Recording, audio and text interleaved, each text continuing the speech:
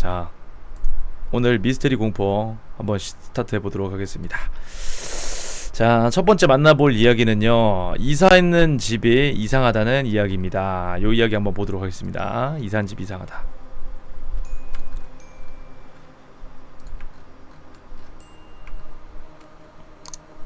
자, 펌글이라 반말체 이해 부탁드립니다. 어제 원룸 아파트로 이사를 왔어요. 낡은 수도원을 개조한 곳인데 내 생각에는 19세기까지 거슬러 올라갈 것 같다. 지금은 30여 개의 방이 있지. 난 1층의 작은 방에 오게 됐어. 큰 거래였지만 이곳에 오고 영화에서나 나올 법한 장소를 찾기 전까지 내가 어떤 곳을 임대한 건지 상상도 못했어. 부엌 거실인데 천장이 매우 높아. 필수품 세팅 완료.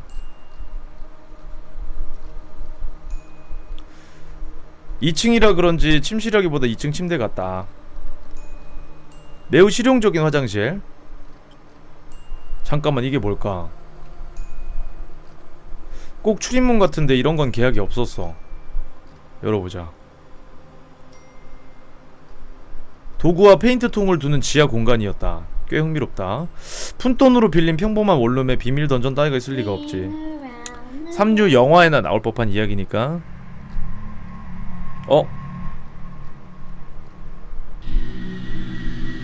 진짜 계단이다. 이때 나는 내 몸을 믿을 수 없었고 너무 예상 밖이라 완전 기절초풍했어. 나는 이 던전이 건물 전체 지하에 이어져 있을 거라 생각했고 출입구를 닫았습니다. 그리고 다른 친구들을 불렀어. 친구를 데리고 다시 진행했다. 적절한 19세기 복도 양식이구만. 복도의 오른쪽 이웃집 방의 지하. 통로의 끝을 조사하고 있는 친구. 그러니까 이거 외국이에요. 그녀는 이곳이 더 멀리까지 이어져 있다고 한다. 잠깐만, 이게 뭘까? 사진을 올리는 지금에서야 확인했는데 어쩌면 방 사이에 비밀 공간이 있을지도 몰라. 그냥 천장이 무너진 걸 착각하는 걸지도 모르겠지만 나중에 조사를 해봐야겠다. 복도의 왼쪽 멋진 아치형의 천장이다. 그런데 출입구는 좀 아닌 것 같군. 그래비티도 있고 CCFC 오케이. 멋진 지하 공간이다. 좀 축축하긴 하지만. 기이한 모양의 모퉁이. 이 침대일까? 아니면은 뭐하는 곳일까? 파티를 위한 곳일까? 비품? 재물용 재단? 방 한가운데 구멍이 있다. 이거 머리카락 아니야? 뭐지 이거?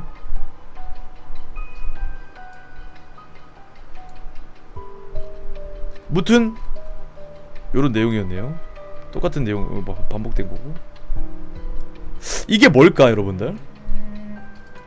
지하에 자기 집 지하에 이런 공간이 나오면 이게 뭘까? 감옥일까? 이거는 누가 봐도 약간 사람이 눕기 위한 그런 공간 아니야? 벽돌로 돼 있고 이런 거 보니까 맞지? 수료증이 박았고.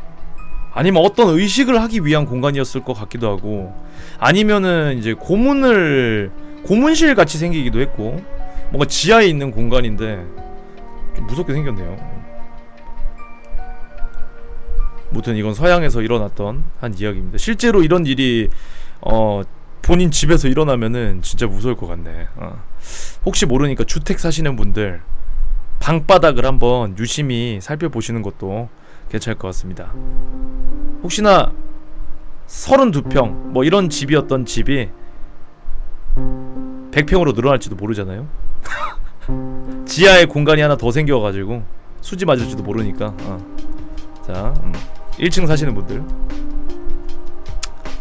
자, 다음 이야기에 보도록 하겠습니다. 어떤 DC인의 꿈자리에 관한 이야기입니다. 방금 악몽 꾸고 깼다. 혹시 이런 내용이 영화나 만화 있냐? 존나 소름 끼치고 그런데 꿈은 금방 까먹으니까 간단히 설명한다. 무슨 이벤트 경품이라고 영화표를 받았고 영화 제목은 50분의 1. 영화관에 콜라 라지 사서 들어갔다. 영화 전에 광고도 없고 회색 화면 유지.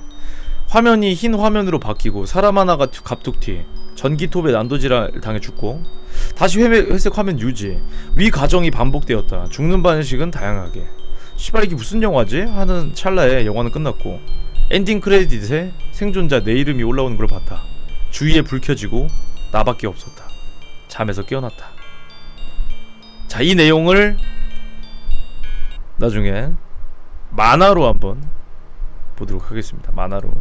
이 내용은 제가 이따가 만화로 한번 만나볼 내용이고요. 이 내용을 참 잘 기억해 두셨다가 만화로 한번 만나볼게요. 이런 일이 일어나면은 이거는 꿈이라고 봐야 될까? 아니면은 뭔가 조심해라는 신호 아닐까?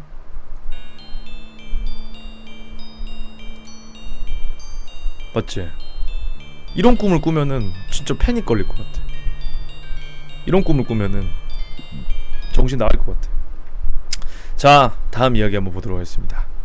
선풍기 좀 뒤로 좀 빼고 올게요. 지금 에어컨이 고장나가지고 좀 뒤질 맛있네.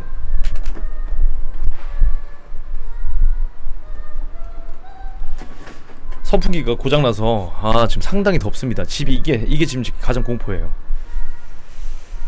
자, 다음 내용 보도록 할게요. 이게 뭘까? 사진을 주의 깊게 보시기 바랍니다.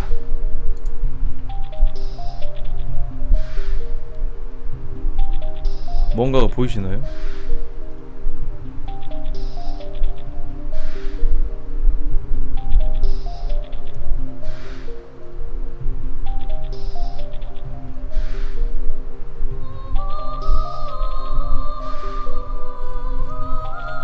다시 한번 확대된 영상을 보도록 하겠습니다. 옆집 아파트나 빌라 같은데 이렇게 사람의 형체가 붕 떠있죠? 팔 같아 보이고요, 여기가.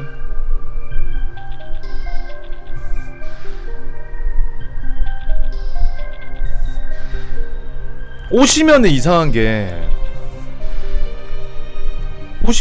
게 원피스나 이런 거라고 생각해도, 긴팔 원피스라고 생각해도 팔 부분이 이렇게 비정상적으로 이렇게 떠서 이렇게 할 리가 없잖아.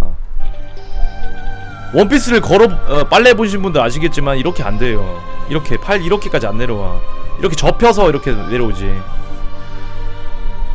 그래, 팔이 붙어 있겠지. 그리고 먼 사진을 보면은 선명하게 보이는 다리 부분이 보이죠.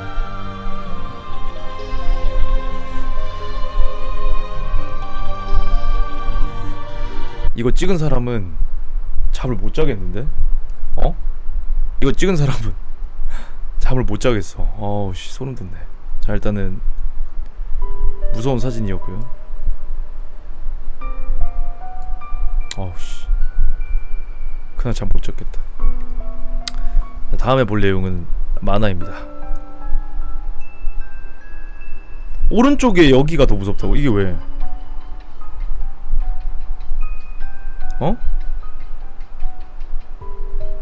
인형일 수도 있지 않냐고요? 인형을 누가 집에다가 이렇게 세워놓습니까? 그게 더 무섭다. 인형을 세워놓은 거면은 그 집 주인이 더 무서워. 그렇게 인형을 세워놓은 집 주인이 더 무섭다. 근데 진짜 무서운 게 우리 집 에어컨에서 자꾸 물이 떨어지고 있어요. 이게 정말 무섭네요. 미친.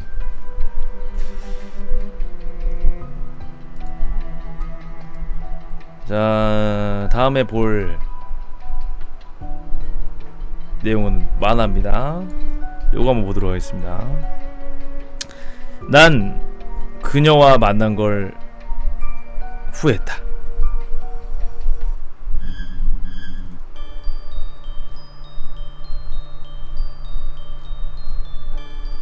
출장이 끝나 집으로 향하는 길은 너무나 기쁘다. 행복한 우리 집으로 한달음에 달려간다. 우리 민주 지금쯤 뭐하고 있으려나? 우리 여보야는 뭐하고 있을까? 이렇게 행복하구나. 저 사람과 이렇게 만난 게 너무나 행복한 일이구나. 항상 생각해왔다. 고맙다고, 사랑한다고. 여자로서 평소에 무뚝뚝하다 못해 차가운 성격을 분명 알았다. 그러기에 이렇게 변하게 해준 그이에게 너무나 감사했다. 따뜻함으로 다가와준 그에게 너무나. 옆집에 불이 났네. 할머니 괜찮으시려나? 문이 열리고 따뜻한 우리 집 안에 들어갈 찰나. 여보, 옆집에 불이 났어요. 할머니 혼자 사시는 집인데 괜찮으시려나? 여보, 여보. 미안해. 인사 대신 건넬 말에 그이가 계속 나에게 미안하다며 사과를 한다. 왜 그럴까? 우리 민주가 죽었어. 죽어버렸어. 난 그제서야 그이의 장난인 걸 알게 되었다. 오늘은 만우절이니까. 너무 심한 장난 아니야? 라고 생각했지만 안 속았다는 걸 알려주기 위해 태연하게 과자를 뜯었다. TV를 켜고 그이의 반응을 살폈는데 안 속았다는 걸 알고 분했던지 얼굴이 발그스름해져서 주먹을 꼭 쥐고 있었다.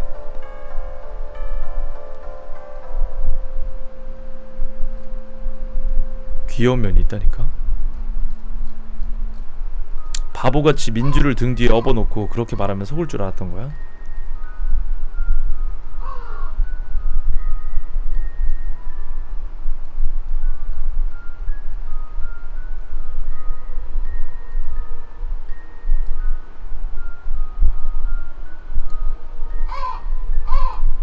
약간 이거 보니까 그 웹툰 같다. 제가 좋아하는 이제 웹툰인데 원주민의 이제 공포 웹툰이라고.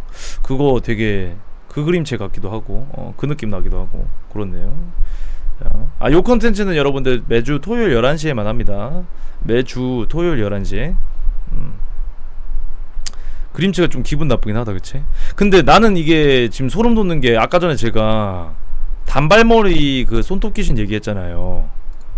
아까부터 걔랑 자꾸 연관되는데 이 정도의 단발머리였거든요. 근데 얼굴은 내가 모르니까 또 이 손톱이랑 연결되네. 스발. 자, 다음 이야기 보도록 하겠습니다. 아, 찝찝하네. 이상한 애정과 집념의 6일. 기묘한 이야기. 이상한 애정과 집념의 6일. 토요일. 저 택배 기사가 이번 챕터의 남자 주인공이다.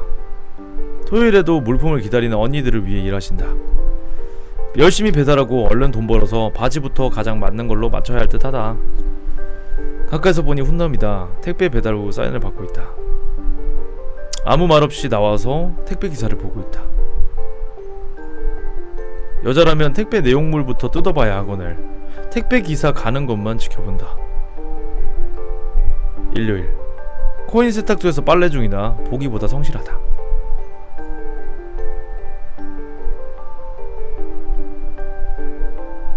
다시 등장했다. 조금 기분 나빠진 남주는 무시하고 나온다. 월요일. 평일인 만큼 열심히 택배를 하다가 갑자기 걸려온 전화를 받는다. 오오조라 운수의 야마모토입니다.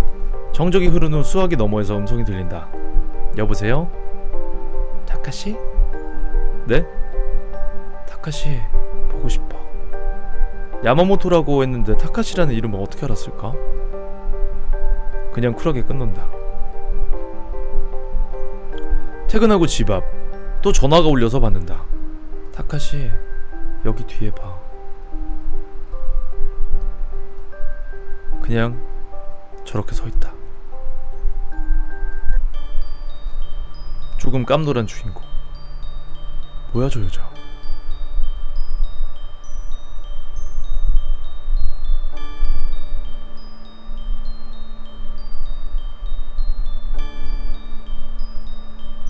또 빨래를 하러 왔다. 출출해서 뭐 좀 사왔다가 빨래 거 들어오니 빨래를 대신 꺼내주고 있다. 빡쳐서 내 물건에 손대지마 하고 밀쳤는데 옷 챙겨 나가면서 못생긴 게 장난치지 말라고 했다. 계속 쳐다보고 있다. 화요일. 머리 감는데 색이 좀 이상하다. 뭐지? 누가 내 샴푸에 장난치를 쳐놨어. 근데 뭐가 들어있는 거지? 뚜껑을 열어봤는데 뭐가 떨어진다. 손가락. 수요일. 오늘도 빨래를 하러 간다. 그녀가 다시 등장했다. 안녕?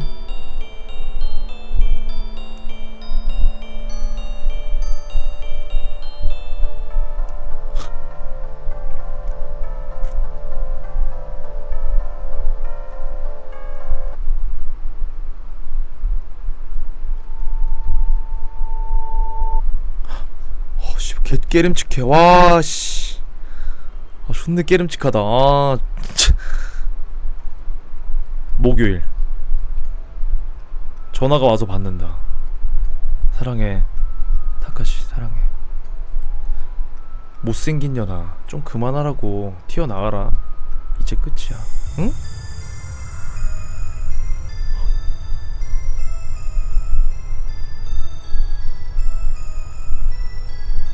급브레이크를 밟지만 커피 회가 고맙습니다. 잠깐 이 공포할 때는 전자요소는 꺼놓을게요. 어디 있어 전자요소? 사람들이 몰려든다. 서포트가 고맙습니다. 죽지 않고 다가와서 하는 말. 나 책임져야 돼, 타카시.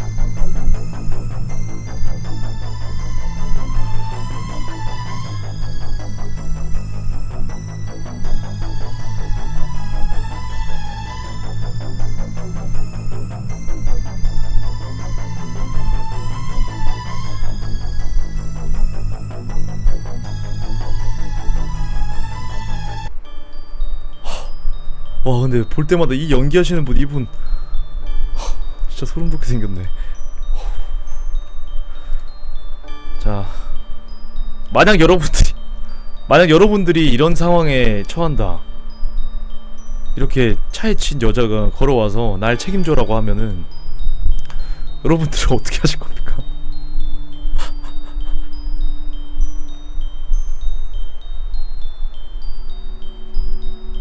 야, 이렇게 되면은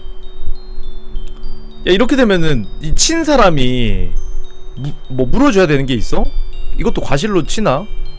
뭐 속도를 안 줄여, 갑자기 노리고 튀어나온 거잖아. 뭐 신호를 안 지킨 것도 아니고 과속을 한 것도 아니고. 이러면은 이것도 과실이 있어, 이렇게 해도?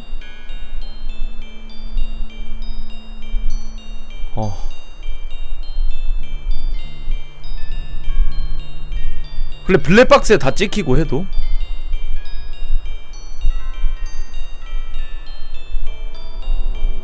바로 고백해야지 존나 이쁜데 하는데, 꼭 꿈에 이렇게 피칠한 이 얼굴의 여자가 나타나서 네 위에 올라타는 귀접을 꼭 경험했으면 좋겠다. 친구야, 꼭 꿈에 나와라. 오늘 악몽 꿀 거야 너. 자, 다른 이야기 보도록 하겠습니다. 비슷한 내용인데요, 또 배달과 관련된 이야기입니다.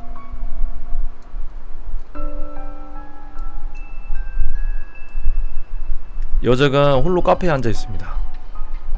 감기에 걸렸네요. 물 좀 주실래요?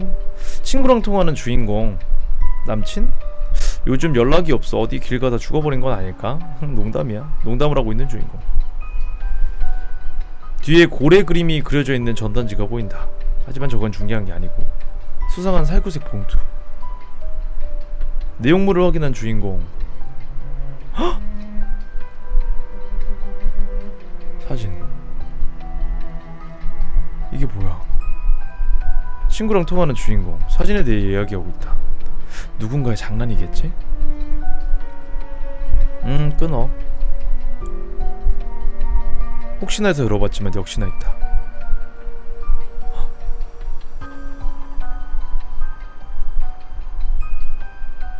사람 뼈를 박살내고 있는. 다음날. 설마 현지 왔어요. 무슨 짓이야, 기분 나빠. 대체 뭘까? 다음날도? 뭐 하는 거지?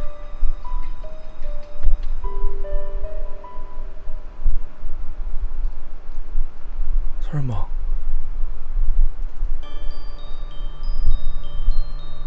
병뚜껑엔 스마일 표시가 그려져 있고요.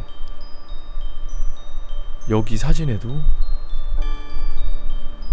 스마일 표시가 그려져 있습니다.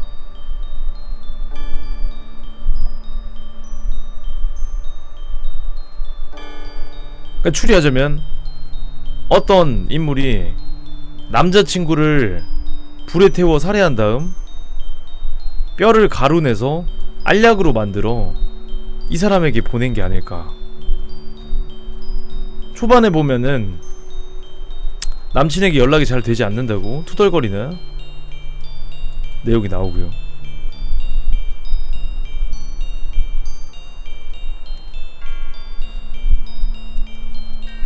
근데 저거 보니까 갑자기 그거 떠오른다. 중국 그 인육 캡슐 이야기 아세요, 여러분들? 중국에 저번에도 얘기했었는데 한창 그 중국에서 막 인육 먹는 사람들이 입소문이 타가지고, 그러니까 한국 사람이 맛있다, 한국의 그 특히나 그 여성을 이제 인육해서 먹으면 맛있다 이런 소문이 나가지고 그런 관련된 사람이 막 엄청 몰려왔던 적이 있었대, 한국에. 그리고 그때 막 뉴스 보면은 막 그 인육 그 관련돼가지고 막 뭐 이거 그냥 루머인가 뭐 여름철 괴담인가 뭐 그렇게 해가지고 뭐 올라왔던 것도 있고 그랬는데, 되게 깨름칙했던 게 그 사진이 되게 깨름칙했어요. 사진이 어떤 게 떠돌았냐면 그때 당시에 유행했던 게 이제 바브코리아 이런 사이트 있지. 그때 DC 이런 게 그때 없었을 거야. 바브코리아 뭐 웃긴 대학 이런 게 이제 유행했던 데인데, 야후 이런 거 있지. 거기에 보면은 짤이 막 돌아다녔어. 중국 사람 인육 먹는 사진 있지.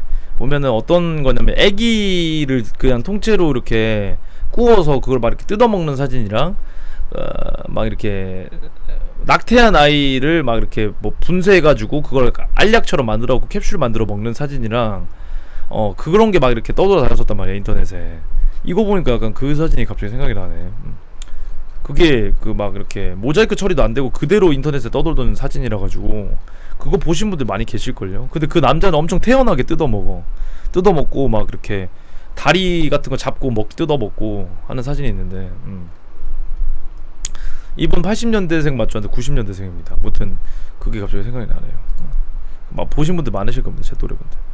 자, 다음 이야기는 만화입니다. 다음 이야기 만화 요거 한번 보도록 하겠습니다. 보자.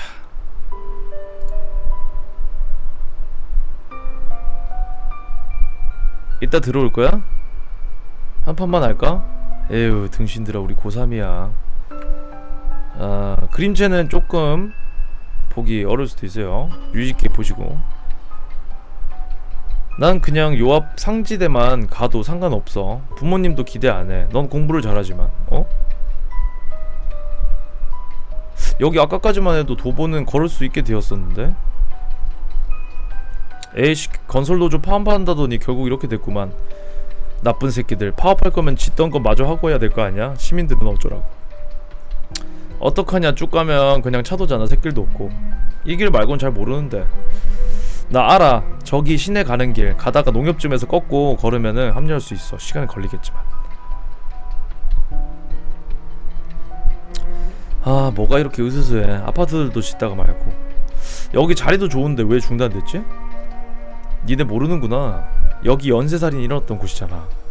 연쇄살인? 이런 곳에서? 이런 길은 낮에도 안 올 것 같은데. 여기서 죽이는 건 아니고 납치해서 여기다 버리는 건가 하시겠지 뭐. 시체 하나가 이곳에서 유기됐는데 토막살인이라는 거야. 그래서 개발 다 중단되고 여기 말 그대로 방치시설이 된 거지.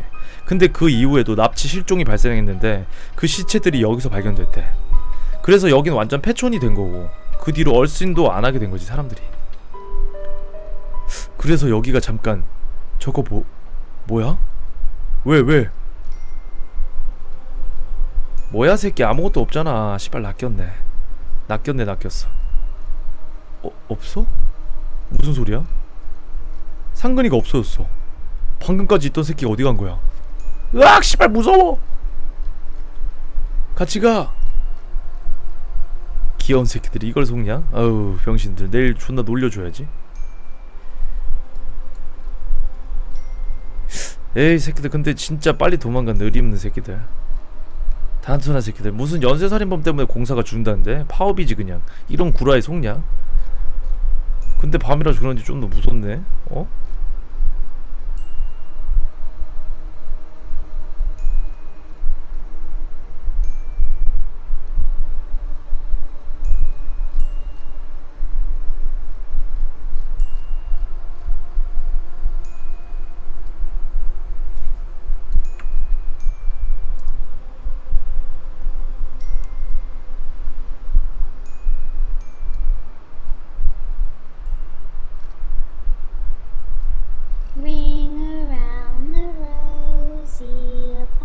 이거 보니까 또 떠오르네요. 요새 잘 보고 있는 웹툰 중에 하나가 떠오르네요. 비질란테라는 웹툰. 이거 보니까 떠오르네. 비질란테라는 웹툰 알고 계세요?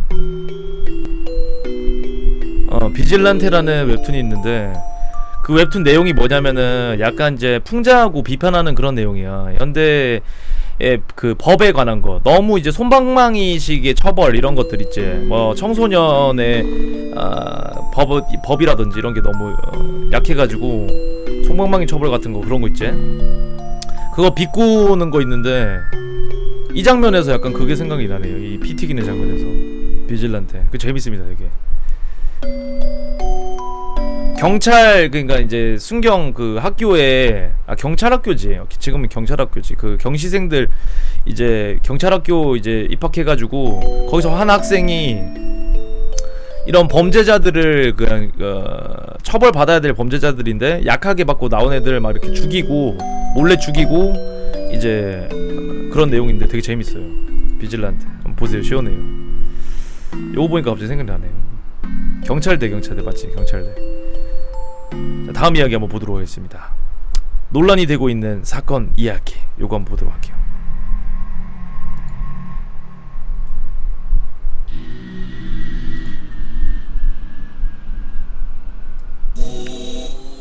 제프 더 킬러 사건. 이거 모음집이네요. 제프는 15살 소년으로 그의 가족과 새로운 곳으로 이사를 간다. 새로운 집이 마음에 드는 그였으나 예전부터 느껴올 수 없는 알 수 없는 충동이 느껴진 걸 발견한다. 다음날 그의 형인 리우와 학교를 가기 위해 버스를 기다리는 도중 3명의 소년이 그들에게 다가온다. 그들은 버스를 타기 위해 자리세를 내야 한다면서 칼을 꺼내 형제를 위협하고 지갑을 뺏는다. 제프는 다시 한번 알 수 없는 충동이 느껴지는 것을 발견한다. 그는 재빨리 3명의 소년 중 1명의 얼굴을 가격하여 그의 칼을 뺏은 후 달려드는 나머지 소년의 팔을 찌른다. 그때 마침 버스가 도착하고 놀란 기사가 내리는 것을 보고 겁이 난 형제는 그대로 학교까지 뛰어간다. 학교에 도착한 형제가 할 수 있는 일이라고는 입 다물고 수업을 듣는 것. 그러나 수업을 들으면서 제프는 두려움 이상의 묘한 흥분감을 느낀다. 그날 밤 아니나 다를까 소년들의 엄마와 동행한 경찰이 그의 집을 방문을 하게 된다. 한 소년의 엄마가 제프에게 왜 자신의 아이를 찔렀냐면서 화를 냈다. 제프는 소년들이 먼저 시비를 걸었다고 말하였으나 경찰관들은 믿지를 않는데 목격자들이 형제가 소년을 칼로 찌르고 도망간 것만 보았을 뿐 그전 상황은 보지 못했기 때문이다. 경찰관은 그의 형 리우를 부르라고 했으나 소년들을 찌른 건 자신이었기 때문에 제프는 형은 아무 관련도 없다고 모두 자기가 한 일이라고 소리친다. 그러나 그 순간 리우가 나타나 어디서 났는지 모를 상처와 멍을 보여주면서 소년들을 폭행한 건 자신이라며 제프에게 거짓말하지 말라고 외친다. 실랑이 끝에 결국 리우가 끌려가게 되고 그는 소년원에 갇히게 된다. 결국 제프네 집은 풍비박산이 나고 제프는 매일 밤을 죄책감에 눈물을 흘린다. 사건 이후 제프는 누구와도 만나지 않았으며 집에만 틀어박혀 있다. 그의 부모도 사건 이후 굉장한 충격을 받았으나 이대로는 안 될 듯 싶어 몇 달 뒤 이웃집 파티가 열린 곳에 제프를 데리고 간다. 그러나 그곳에 제프에게 칼에 찔렸던 3명의 소년이 찾아온다. 소년들은 어른들이 파티에 정신없는 걸 틈타 제프를 공격하고 소년 한 명이 제프의 어깨를 칼로 찌르자 제프는 본명을 찌르며 쓰러지고 소년들은 제프를 마구잡이로 밟기 시작하였다. 제프가 피투성이 얼굴로 집안을 도망쳤으나 소년들은 그를 붙잡아 다시 폭행하기 시작한다. 순간 제프 안에 있는 그 어떤 것이 부러졌고 예전부터 느껴오던 알 수 없는 감정이 무엇인지 이제 알 것 같았다. 제프는 일어나 보드카가 들은 술병으로 한 소년의 머리를 내리쳤고 술병은 산산조각 나며 방 안을 적셨고 소년은 피를 흘리며 쓰러지고 제프는 나머지 1명의 얼굴을 내리찍기 시작하였다. 그러나 남아있던 소년 중 1명이 라이터를 던지고 도망가고 술에 젖어있던 제프의 몸에 불이 금세 옮겨 붙는다. 제프가 마지막으로 본 모습은 소식을 듣고 달려온 엄마의 비명 지르는 모습이었다. 제프가 일어난 곳은 병원. 그의 얼굴은 붕대로 감겨 있었고 부모는 안도의 눈물을 흘리고 있었다. 며칠 뒤 얼굴에 풀었던 붕대를 푸는 날 엄마와 아빠는 모두 긴장된 모습으로 지켜보고 있었다.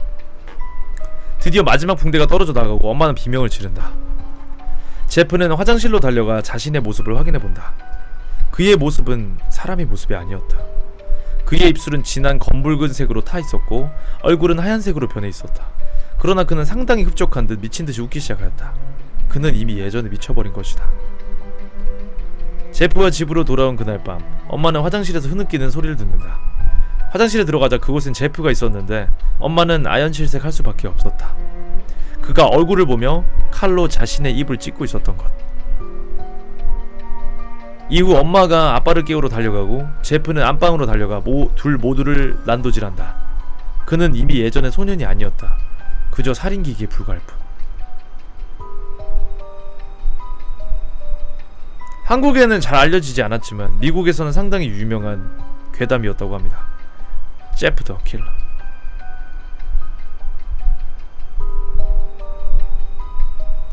다음 이야기 폐교.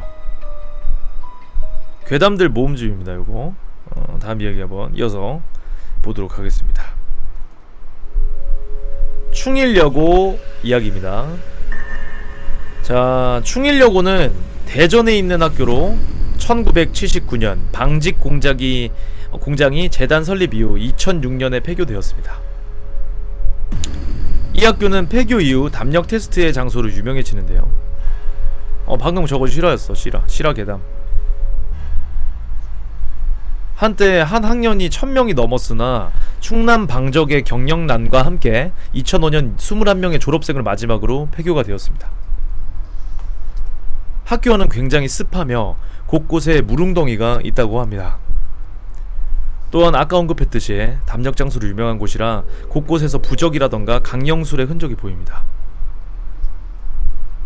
한때 정원이 3000명이 넘던 학교답게 규모가 상당히 큰데 지금은 쓸쓸함만이 남아있습니다. 뭐 이렇게 하고 끝났네.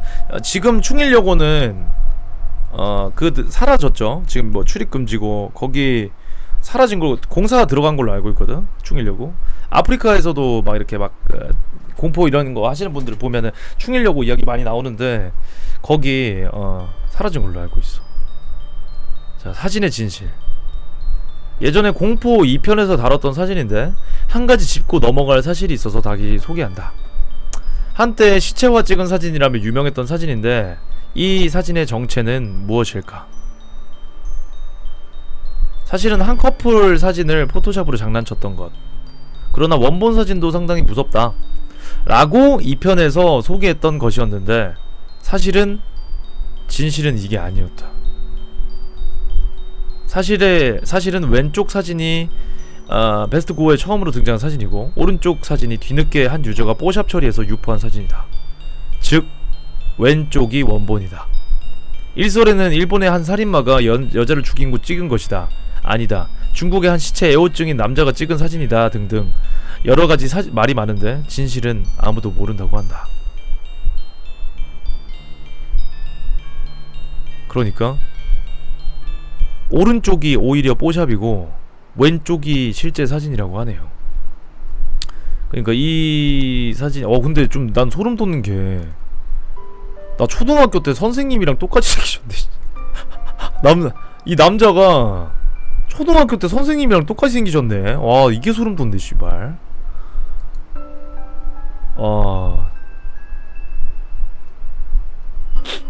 자, 무서우니까 다음 이야기 보도록 하겠습니다. 다음 이야기는요, 혹시 중국 여행 다녀오신 분들이 있나요? 중국 여행을 다녀오신 분들이 계시다면은 혹시 어디에 다녀오셨나요? 이 영상은요, 중국의 한 시골에서 실제로 촬영된 영상입니다. 중국 여행하시는 분들은 이 영상을 참고하시고 조심하셔야 될 것 같습니다. 중국의 위험한 시골길 영상입니다.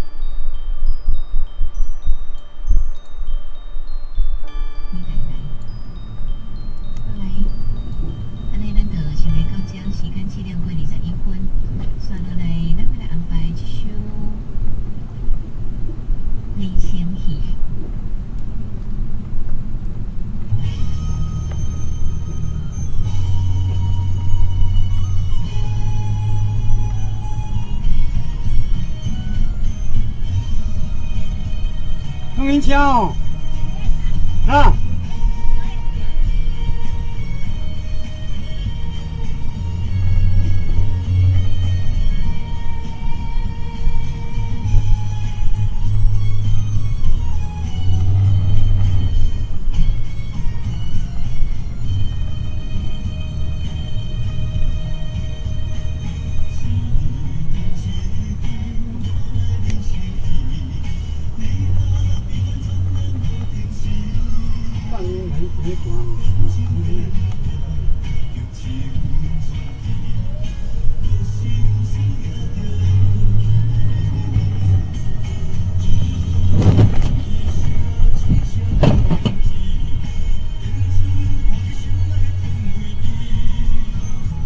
블랙박스 영상이에요.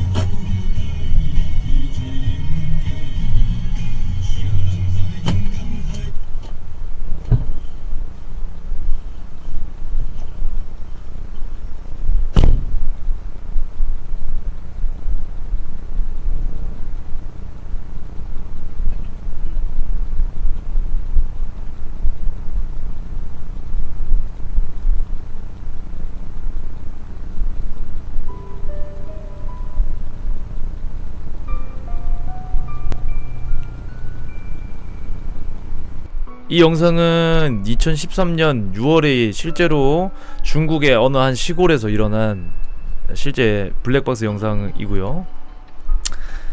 저분은 돌아가시지 않았는데 이 묻지마 범죄가 아니라 그 예행된 범죄였지. 뒤에서 한 할아버지가 이렇게 운전하는 걸 본 이 청년 두 명, 세 명이지, 총 3명이서 작당을 하고 퍽치기도 아니고 대놓고 저렇게 이 벌건 대낮에 범행을 저지른 장면입니다. 요거에 관련돼가지고 중국에서 비슷한 범죄들이 되게 많이 일어나고 있죠. 근데 특징이 뭐냐면 여러분들, 그 썰 들어보셨어요? 그 택시 썰. 어떤 신혼부부가 중국으로 이제 여행을 가가지고 하는데 갑자기 택시 아저씨가 차가 퍼졌다고 해가지고 뒤에서 좀 남편분이 밀어달라고 했는데 내려가지고 밀고 있는데 그대로 출발해가지고 아내가 납치당한 사건. 그런 거 그 얘기 들어봤지? 그것도 예전에 있었던 이야기래. 그러니까 물론 당사자는 한국인 아니고 중국인인데 그렇게 해가지고 이제 인신매매 관련된 이야기들이에요. 이것들이. 근데 다 일어나는데 보면은 CCTV나 블랙박스나 뭐 이런 것들이 좀 취약한 시골에서 많이 일어난대. 저런 범죄들이. 납치, 뭐 이런 범죄들 있지. 인신매매.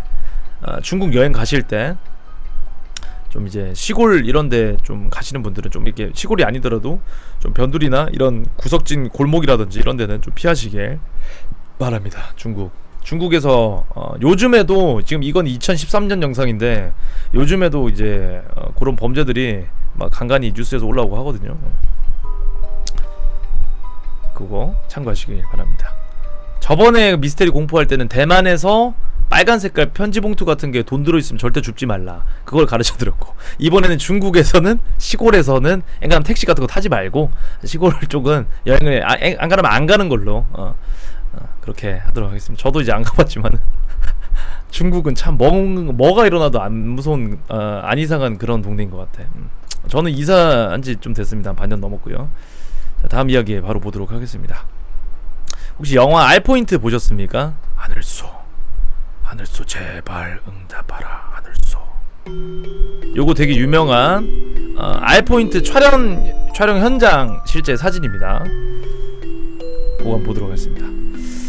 여기 이제 알포인트 내용이 뭐 실화라는 내용도 있고 아니면은 그 페이크 다큐 식으로 약간 실제 있었던 이런 이야기들에 덧붙여가지고 감독이 했다는 그런 썰도 있고, 뭐 정확한 그건 잘 모르겠는데 알포인트 요거 한번 보도록 하겠습니다. 실제 촬영 현장이고 뭐 이상한 무서운 얘기는 아니고요, 사진입니다. 저도 이거 처음 보는 거라 요거는 이제 자료 저장했어요. 알포인트. 이 영화는 안 보신 분들 계시면 꼭 한번 보세요. 군필자들이면은 더 무섭고 군대 안 갔다 온 사람이면은 꼭 한번 겪게 될 일, 비슷한 일을 군대 안 간 사람들 꼭 한번 겪게 될 거야. 특히나 전방 가는 사람들 무전기 잘 듣고 있어라. 알포인트. 1972년 여름 베트남에서 일어난 일. 우리나라 공포 영화 중에서는 되게 수작입니다, 이 영화. 이선균의 대사가 참 기억에 남네요, 저는. 여기 이성균은 안 나오네. 이성균이 여기에서 이제 엄청 그 명대사 날리거든. 섹스는 말이야, 이 파이프가 중요해, 파이프 하면서 그 명대사가 어렸을 때 봤는데 아직도 기억나네요. 섹스는 말이야 하면서 시옷 발음이 잘 안 돼, 이성균이. 자, 이거입니다. 여기가 실제로 캄보디아 복고힐 스테이션이라는 장소예요. 여기가 캄보디아입니다. 캄보디아. 이곳은 1922년 프랑스 식민지 시대에 더운 캄보디아에서 시원한 상정상 위에 휴양시설 등을 만든 곳이다. 우체국, 카지노, 호텔, 아파트, 성당 등으로 이루어진 곳으로 현재는 아무도 살지 않는 유령 도시로 관광객들만 찾는 곳이 되었습니다. 바로 이곳이죠. 영화 알포인트의 촬영 장소인 복고일 스테이션은 복고일 스테이션의 카지노 건물 40개의 룸이 있고 남아있는 건물 등 중에서 그중 외관이 나은 건물이라고 한다. 여기에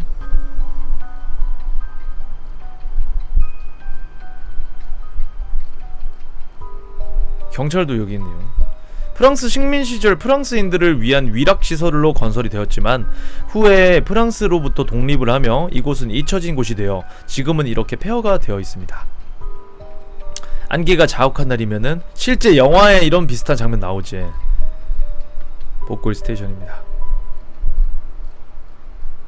이 영화는 참 깨름칙했던 게 참 이게 뭐냐 그 귀신 직접적인 깝툭튀 이런 거보다는 그 분위기가 너무 무섭고 있을 법한 그런 분위기라 되게 무서웠었는데 캄보디아의 복고산 정상 부근에 위치해 있다고 한다. 여기고요. 마치 피를 연상시키는 붉은색은 페인트가 아닌 붉은 이끼라고 한다.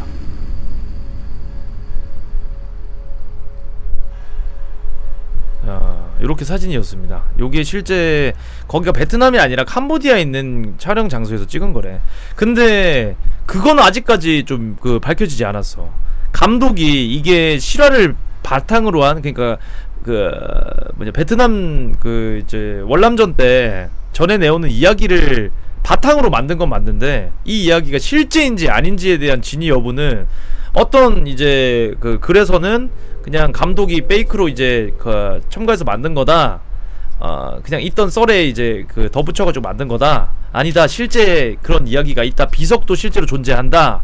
이런 걸로 되게 이제 인터넷에서도 많이 다투고 논란이 있었었는데 제가 본 글 마지막 글은 그거였어. 그 실제로 이제 베트남이 아니라 이거 베트남에 가가지고 여기가 배경이 아닌데 그 비슷한 손에 피를 묻힌 자 돌아가지 못한 것이다. 그거 내용이 나오거든요. 영화에. 이제 그 비석을 찍은 사진을 이제 올린 사람 거 글을 봤는데 그거 보고 좀 소름이 돋았었어. 그냥 여행 간 사람이 그걸 찍었었어요. 그게 영화 그 촬영장인지 뭔지는 뭐 그런 설명은 안 돼 있는데 직접 가보기 미션 200개라고? 비행기 값도 안 나오겠네. 근데 실제로 이 월남전 때 우리나라 이 군인들이 이제 용맹을 떨쳤다고 하는데 베트남 입장에서는 되게 무섭고 잔인한 그런 쪽이었죠. 우리나라 군인들이 우리나라 이제 해병대 그리고 우리나라 이제 파병됐던 군인들이 되게 우리나라 입장에서는 이제 그 갔다가 오신 분들이 이제 뭐 훈장도 받고 포상도 많이 받고 그렇게 했었는데 베트남 입장에서는 얼마 전에 대통령이 직접 사과도 하지 않았냐? 이거 월남전 그 무슨 몇 주년 해가지고 맞지?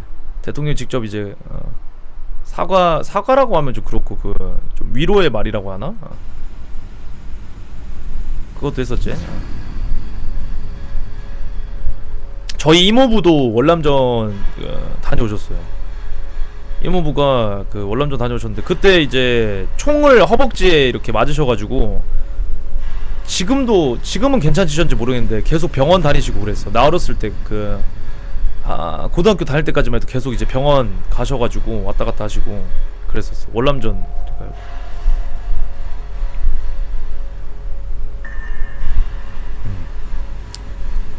근데 썰 같은 거 들어보면은 엄청 잔인했대요. 막 이렇게 몹쓸짓도 많이 하고 우리나라 군인이 그랬는지 뭐 아니면 그 같은 연합군이 그랬는지 모르겠지만 엄청 몹쓸짓도 많이 하고 되게 잔인했대.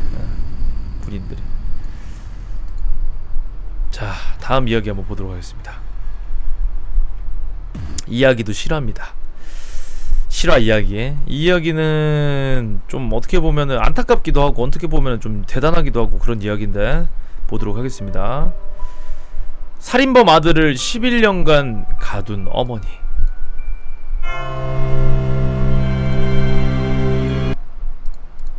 자,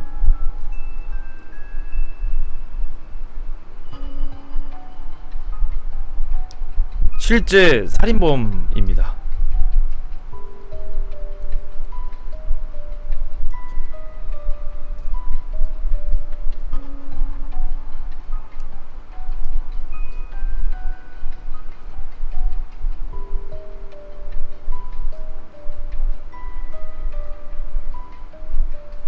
발에는 쇠고랑을 채워놨고 이 좁은 철책 안에 가둬놓은 모습이고요.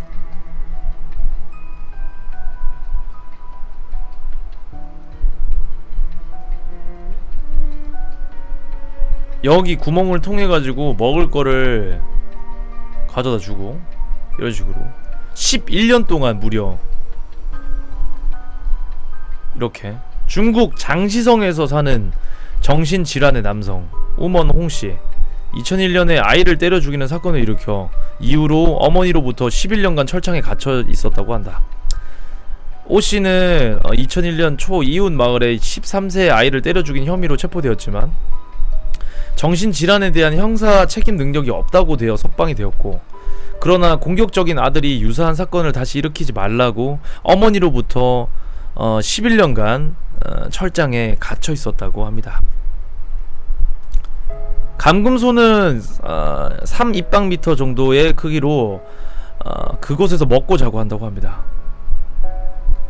어떻게 보면은 참 안타까운 사연이지. 이 부모님은 잘못이 없는데, 그치? 정신질환 때문에 이렇게 아이를 죽인 사람인데, 야, 이러면은 진짜 어떻게 책임을 물어야 되냐?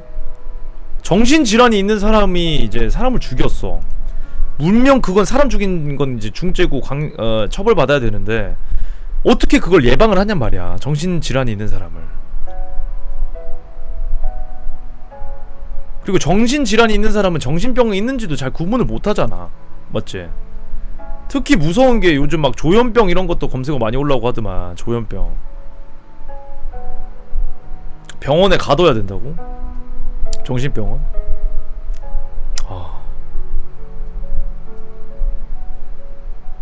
정신병원 하니까 그거 생각난다. 예전에 기뉴다 형이랑 저기 정신병원 흉가 그 근처에 이제 폐가 탐방 갔던 거 기억나세요? 그 저기 기뉴다 형이랑 옛날에 2년 전인가?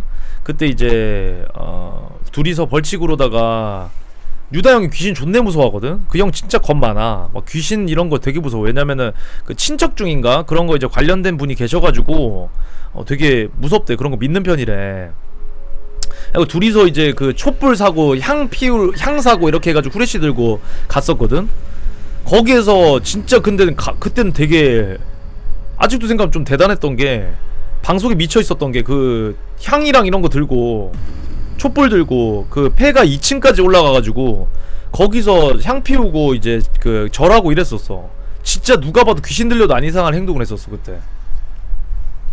향이 말고 향을 피웠어. 향. 아니 모기향 아니야. 실제 제사에 피우는 향. 그걸 들고 가가지고 근데 그때 이후로 여러분들 제가 급격하게 이제 처먹는 양이 늘어나고 살이 급격하게 찌면서 시청자분들은 그런 얘기를 하셨었죠. 저 새끼 걸신 들렸다. 내가 봤을 땐 거지 귀신 들려갖고 지금 저렇게 처먹는 거다. 실제로 그 이후로 급격하게 살이 쪄가지고 엄청 살이 많이 쪘었지. 그리고 이제 기뉴다 형은 명짤이 탄생했지. 기뉴다 형님 이렇게 하고 있는 사진 명짤 탄생되고, 그리고 기뉴다 형이 그때 이후로 급격하게 피부 혈색이 존내 안 좋아졌지. 아무튼 그런 적이 있었습니다. 근데 이 얘기를 왜 했냐면 거기가 뒤에 바로 정신병원이 있는 곳이거든. 그게 진짜 무서웠어. 그러니까 솔직히 거기 그때 머릿속에 뭐였냐면, 이거 방송 살려야 되는데 이 생각밖에 없어가지고 뭐 귀신이고 뭐고 무서운 거 이런 거 하나도 없었는데, 딱 하나 너무 무서웠던 게 정신병원 그게 진짜 무서웠어. 분위기가 산속에 다 둘러쳐져 있는데 그 병원 건물만 덩그러니 있어요. 근데 진짜 무서운 게, 정신병원은 밤 되면 여러분 어떻게 되는 줄 아세요? 철창 같은 거 있지. 이게 셔터로 다 내려와. 못 나가게. 그러니까 탈출을 못하게. 이게 다 내려와. 보신 분들 계신가?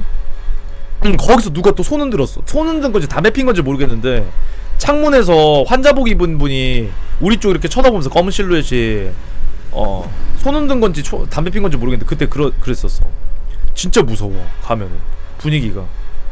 그리고 이제 정신병원들이 이제 보통 이제 아파트 이제 주거단지 근처에 이렇게 생기면은 뭐 집가 떨어지고 땅가 떨어진다고 막 이렇게 안 좋아하니까 막 산속이나 저 변두리에 있는 곳이 많단 말이에요. 그래서 지금도 이제 정신병원 부산에 있는 곳 가보면은 되게 막 산속이거나 무서워 분위기가. 땡땡님 한 개 팬가 고맙습니다. 제가 이제 그 뭐냐 저희 동네 쪽에 저쪽 가면은 또 이제 정신병원이 한 개 있는데 그것도 산 밑에 있고. 우리 로로비 형님 또 300개 별풍선 너무 고맙습니다. 공포 컨텐츠 할 때 전자여성 꺼놨는데 일단 죄송하고요. 너무 감사합니다. 300개 고맙습니다. 근데 제가 이제 군대 선임이지, 다른 소대 선임이었어. 다른 소대 선임인데 맞선임이야. 나보다 딱 이렇게 한두 달 차이 나는 맞선임이었는데, 그 선임분 이제 부모님이 아버지가 이제 그 병원의 원장님이셨어. 그래서 얘기 들어보면은 별의별 사람들 다 있대. 돈은 엄청 많이 준대. 가족들이 진짜 근데 잔인하대. 왜냐면은 이 정신병 걸린 그 환자를 이렇게 맡기고 진짜 연락도 한 통 안 하고, 연락을 오히려 하면은 씹고 돈은 꼬박꼬박 붙이는데 연락을 안 받는데. 그러니까 이렇게 좀 팽개치는 거지. 병원에 어떻게 보면 이렇게 돈 주고 그냥 맡겨버린 거지 아예. 그리고 되게 무섭대. 잔인하대. 그래 사람이 좀 무섭대. 들어보면은 그런 사람들 많다고. 근데 참 이게 정신병이 참 무섭다. 정신병이 참 무서워요. 이게 어떻게 걸리는 건지도 잘 모르겠고, 나도 씨발 이러다가 이렇게 게임만 하고 이제 하루 종일 게임만 하고 앉아있고 이 방 안에서 이제 살다가 정신병 걸리지 않을까. 안 그래도 귀신도 이제 몇 번 튀어나오고 했는데 좀 무섭네요. 자, 이제 11년 동안 자신의 정신병 걸린 이제 살인을 한 아들을 가둬놓고 이렇게 키우신 어머니의 이야기였습니다. 이거는 좀 약간 어떻게 보면 좀 슬픈 이야기죠. 자, 다음 이야기 한번 보도록 하겠습니다. 최근 들어 가장 소름 돋았던 일, 요거 한번 보도록 할게요. 자, 벌써 1시간이 후딱 갔네. 요거 한번 내용 보도록 하겠습니다. 자, 오늘은 비가 와서 그런지 달이 더 밝게 보이는 밤이었다. 시간은 9시를 지나 10시에 다다른 시간이었고, 아직 목적지는 한참 남은 상황. 한적한 동네여서 그런지 주변을 지나는 차 한 대 없었고, 조용히 내 차 소리만 들리고 있었다. 그때 저 멀리 사람이 보이기 시작했다.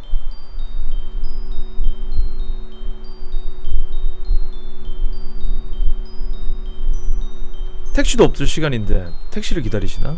아님 누구를 기다리고 있나 본데 라고 생각하며 지나가려는데 무언가가 이상했다.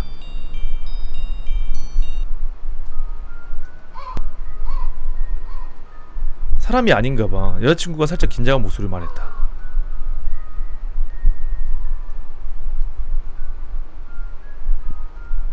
그랬다. 그건 그냥 판넬이었다. 뜬금없이 할머니 모양의 판넬이 서있어서 멀리서 보기엔 사람처럼 보였던 것이었다. 에이, 깜짝 놀랐네. 그렇게 그냥 하나의 해프닝으로 마무리하며 도로를 지나고 있는데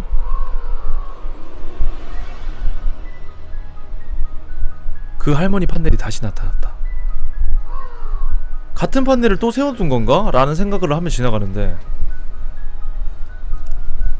또 나타났다.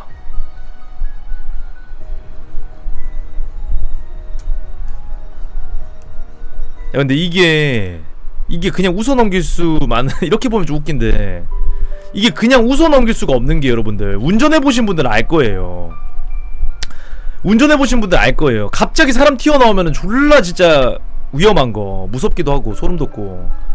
이게 이렇게 보면은 여러분들 웃긴데 실제로 운전차는 졸라 무서워.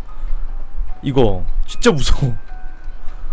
운전하다가 밤에 이렇게, 여기 보면은 이제 가로등도 제대로 안 돼 있는 이런 시골 고속도로인데 여기 이렇게 지나가다 이런 거 튀어나오잖아. 진짜 핸들 꺾어가지고 사고나도 이거 뭐 진짜 사고나도 이제 안 이상할 정도로 무서운 곳이야. 아니, 무서운 장난이야. 이런 거 솔직히 장난치려고 해놓은 게 아니라 뭔가 그냥 목적이 있어서 해놓은 것 같긴 한데, 이런 거는 진짜 위험하지. 졸음 방지 효과 오지겠다고. 무튼 누가 했는지, 어떤 사람이 뭐 어떤 목적으로 했는지 이런 거는 나와있지 않고요. 요 할머니 판넬이었습니다. 근데 저도 이제 여자친구 만나러 장거리 운전도 많이 하고 되게 이제 야간 운전도 많이 하고 이제 하는 스타일인데, 제일 무서울 때가 뭐냐면은 밤에 화물차 운전하시는 분들 있잖아. 화물차 엄청 큰 덤프트럭, 그 제일 끝차로 타고 천천히 이렇게 가잖아요. 화물차들은 고속도로에서 80km 이상 못 밟습니다. 그래서 그 속도를 유지하고 운전을 하셔야 된단 말이야, 운전하시는 분들이. 근데 이건 해보신 분들은 알겠지만은 고속도로에는 오히려 저속으로 일정 주행을 하면은 졸려. 진짜 이게 차라리 속도를 좀 내서 이렇게 쉥 가면은 좀 긴장도 되고 이래갖고 졸음이 덜한데, 천천히 해가지고 이렇게 일정 속도로 가면 졸리단 말이야.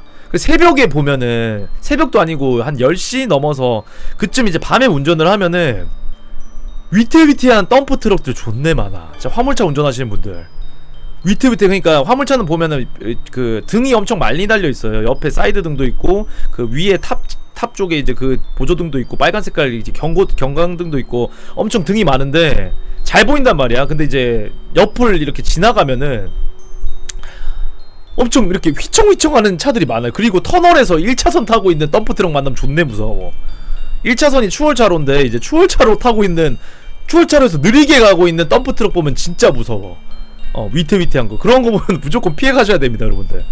졸음운전도 되게 많고, 그리고 졸음운전 사고에서, 고속도로 졸음운전 사고에서 거의 이제 많은 비율을 차지하는 게 화물차 운전이 엄청 많은 비율을 차지한단 말이야. 그래서 이제 고속도로에서 이런 일은 잘 없겠지만, 이런 판넬이 나타나는 일은 잘 없겠지만은 화물차 운전 그 하시는 분들이 이제 노고가 많으시지만 그래도 졸음운전 하시는 분들도 많이 계시니까 그 옆을 지나갈 때 항상 조심하셔야 돼요. 덤프트럭 항상. 그리고 속력은 제가 진짜 매번 이제 제가 2주에 한 번씩 뭐 이렇게 저 대전도 가고 서울도 가고 막 이렇게 쉬러 이제 여자친구 만나러 가지 않습니까? 가면은 고속도로에 보면은 와, 칼치기하고 막 진짜 거기 막 거기서 이니셜 D 찍고 하는 목숨 내놓고 달리는 사람들도 존내 많아. 그런 차들도 조심해야 돼. 그런 차들 솔직히 보면은 면상 한번 이제 보고 싶어, 어떻게 생겼나. 근데 보면 풀 썬팅이야. 썬팅 오지게 갈겨가지고 얼굴도 안 보여. 진짜 고속도로 운전 조심하셔야 돼요. 자, 다음 이야기는 뭐 공포 이야기는 아니고요. 요 이야기 한번 보도록 하겠습니다. 실제 이야기고, 과연 2차 세계대전에서 일본의 항복이 3개월만 늦었다면 어떻게 되었을까? 요 이야기에 한번 보도록 하겠습니다. 자, 요 이야기 한번 보도록 하겠습니다. 작전명 몰락입니다. 몰락. Operation Downpour. 몰락입니다. 작전 지휘관 더글라스 맥아더, 체스터 니미츠. 1945년 3월, 일본은 폐색이 짙어지는 와중에도 항복하지 않고 저항을 계속하고 있었고 미군의 사상자는 늘어가고 있었습니다. 결국 미군은 일본 본토 공격 작전 최종 계획을 수립하게 되었고, 작전명은 몰락입니다. 전 일본의 완벽한 말살을 목표로 한 계획이었습니다. 세부 작전으로는 올림픽 작전, 코로넷 작전이 있었습니다. 와, 이게 실제 사진이고요. 올림픽 작전은 큐슈 남부에 대한 대규모 상륙 작전으로 예정일인 X데이는 1945년 11월 1일이었습니다. 이 작전이 실행되었을 경우 총 42척의 항공모함과 전함 24척, 순양함 40척, 구축함 400척 이상이 투입될 예정이었습니다. 총 25만 명의 보병과 9만 명의 해병대가 큐슈를 점령, 코로넷 작전을 위한 전초기지를 세우는 것을 목표로 삼았고요. 만약 11월에 정상적으로 올림픽 작전이 성공을 했다면은 1945년 말 혹은 46년 초에 코로넷 작전이 발동이 되었을 겁니다. 코로넷 작전은 총 75척의 항공모함과 구축함 380척, 호위함 400척, 총 7,500대의 폭격기 지원을 바탕으로 72만 명의 보병이 도쿄만에 상륙할 예정이었어요. 상륙과 동시에 미군이 계획했던 것은 아래와 같습니다. 상륙지를 제외한 일본의 10개 주요 도시의 원자폭탄을 수차례 투하, 50여 중소도시 생화학 무기 살포, 전 일본의 국토에 6,000대 이상의 폭격기를 동원 융단 폭격, 일본의 농지에 약물을 살포하여 농업이 불가능하게 만든다, 인구 밀집 지역에 독가스를 살포하여 남은 일본군의 잔당 완전 소탕. 당시 8천만의 일본인 중 약 5천만의 일본인이 사망할 것으로 예상을 했다고 합니다. 그러나 일본은 원자폭탄 2발에 항복을 했고 몰락 작전은 취소가 되었습니다. 몰락 작전이 성공했다면 일본은 열강에 의해 분할 통치될 예정이었고, 그러나 역사의 잔인함일까 광복 5년 만에 한국에서는 동족 상잔의 전쟁이 터지고 당시 몰락하던 패전국 일본은 오히려 6.25를 바탕으로 회생하게 되었습니다. 자, 참 이게 어떻게 보면은 좀 안타깝죠.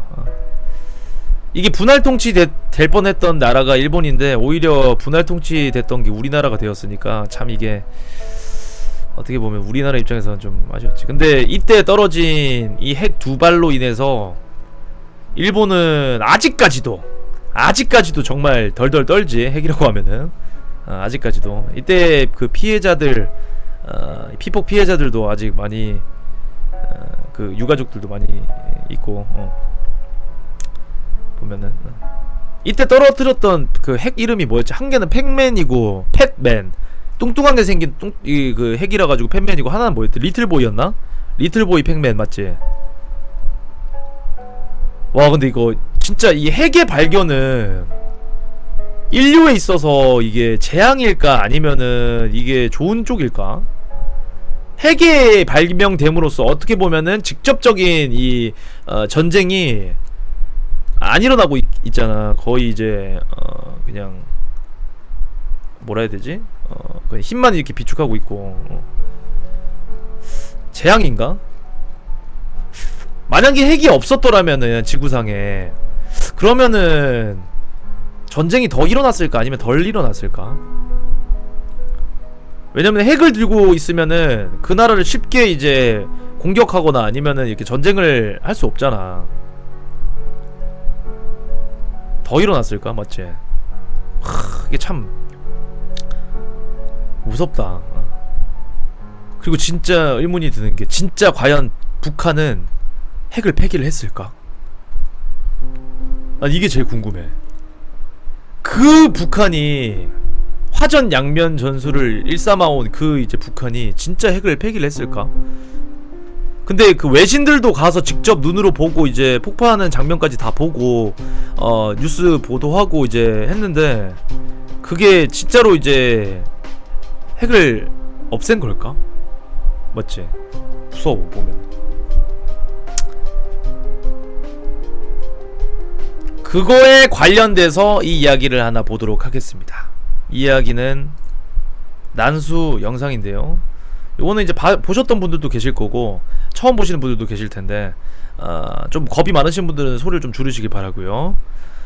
이 북한 난수 방송에 관한 이야기입니다. 난수 방송이 뭐예요? 하면 질문하시는 분들께 말씀드리자면은 이 그 FM이 아닌 AM 이 AM 멀리 퍼뜨리는 이 AM 주파 신호로 이제 보내오는 이상 암호 영상입니다. 그러니까 영상을 보시면 이해가 가실 거예요. 자, 북한 난수 암호 영상입니다. 소리는 좀 줄이시는 걸 추천드리고. 자, 한번 들어볼게요. 2807 비포 전문을 보내드리겠습니다. 2807 비포 전문을 보내드리겠습니다. 조수 12조 조수 12조 전문 부르겠습니다. 695 49 4 29 89 56 202 1 413 87 353 1 이 영상 2분 동안 지속되는데요. 이게 무서운 게 이 신호는 아직까지 어떤 건지 풀지 못했고요. 이 북한에서 AM 신호를 타고 우리 남한 쪽으로 보내는 신호인데 가장 유력한 거는 간첩들에게 보내는 지령. 보면은 아까 이제 얘기했던 것 중에서 이제 저 여성이 이제 얘기하는 것 중에서 또렷하게 들렸던 게 본문 읽겠습니다 라는 구절이 있었습니다. 본문 읽겠습니다. 그러니까 앞에 신호는 어떤 거에 관한 목적을 관한 얘기한 거고 본문은 이제 명령 하달 같은 내용이고 요거 195 아직까지 이 난수 암호는 밝혀지지 않았고요. 뭐 밝혔는데 뭐 국가에서 공개를 안 한 걸 수도 있고. 근데 이거 같은 경우에는 간간히 일반 그 사람들도 들을 수가 있어요. AM 주파수 같은 경우에는 혼선이 잘 되고 되게 이제 광역 주파기 때문에 요거도 이제 일반 사람들이 가끔 가다가 들을 수 있어요. 최근까지도 난수 방송이 가끔씩 일어나고 있다고 하니까. 근데 이번 이야기는 조금 이제 무서웠던 게 우리나라에서도 북한으로 난수 방송을 보냅니다. 그 내용 한번 들어보도록 하겠습니다.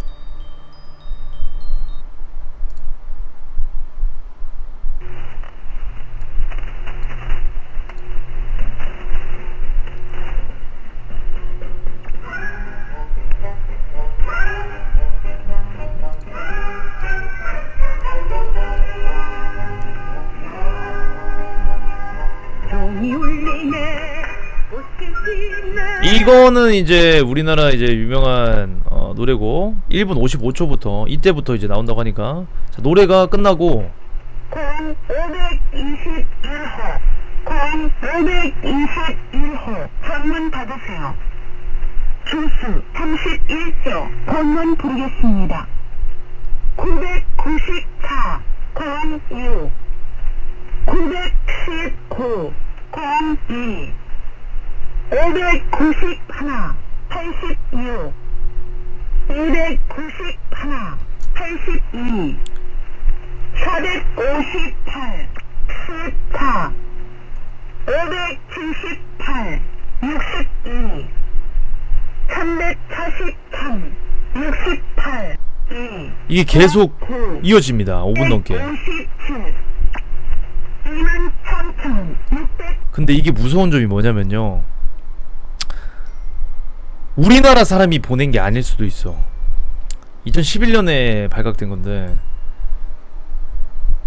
그러니까 그러니까 남쪽에서 북쪽으로 보내는 거니까 보통 이제 우리나라 뭐 정부에서 이렇게 하는 북파 공작원이라든지 이런 데 보낸 거라고 생각을 하는데 그게 안 나와 있어. 그러니까 오히려 간첩이 다시 북으로 보내는 신호일 수 있다는 소리예요. 그게 정말 무서운 거죠. 이게 이제 우리나라에서 북으로 보내는 난수 방송이었습니다. 자, 그 다음은 요건 잘린 거고, 아까 전에 말했듯이 일반 사람이 포착한 난수 방송입니다. 라디오에서.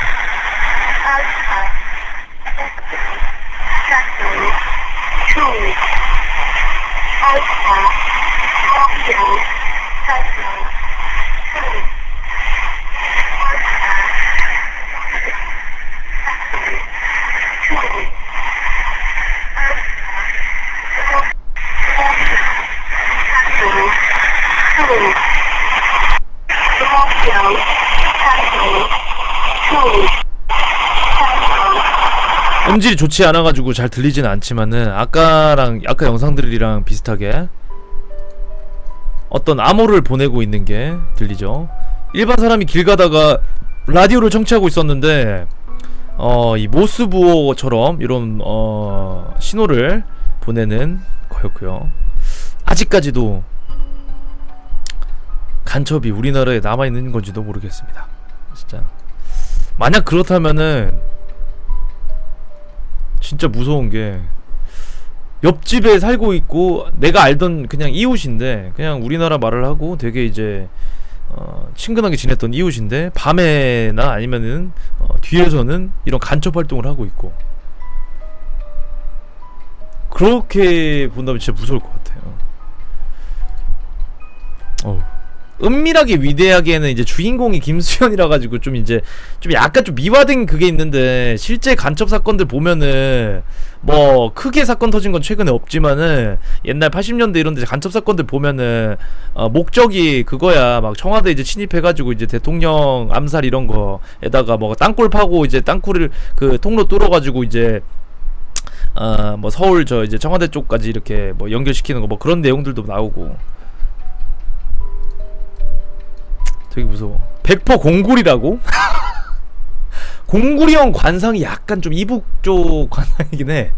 공굴이형 얼굴 자세히 보면은 지금 스타일을 약간 좀 이렇게 힙합 스타일로 내고 이래가지고 좀 그런데, 약간 이제 그 넝마 같은 거 입혀놓고 그러면은 약간 공굴이형 관상이 조금 이제 이북 관상이긴 하지.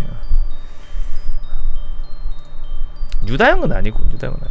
자, 무튼 방금 본 거는 이제 난수 암호 영상이었고요.